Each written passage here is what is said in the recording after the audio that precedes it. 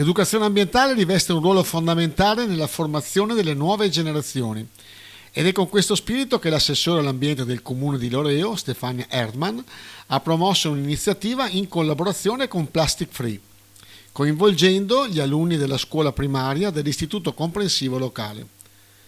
L'incontro si è svolto martedì 18 febbraio presso il teatro parrocchiale ed ha visto la partecipazione entusiasta di bambini, docenti e relatori esperti.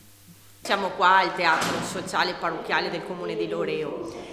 Come ho appena intervistato 2 o 3 bambini, effettivamente ho chiesto loro cosa dobbiamo fare con questi benedetti rifiuti, li dobbiamo lanciare per gli argini dei territori dove io spesso e volentieri vado appunto a recuperare, rovistare, a vedere se magari troviamo qualche indicazione. Cosa dobbiamo fare con tutti questi rifiuti? E tutti i bambini effettivamente mi hanno risposto che esiste la raccolta differenziata. Questo è un passo enorme, tutti noi adulti, genitori, nonni, non dobbiamo far altro che prendere spunto appunto da questi ragazzi, perché sono loro i nostri eroi e sono loro che portano avanti quello che sarà la sensibilizzazione effettivamente dell'ambiente.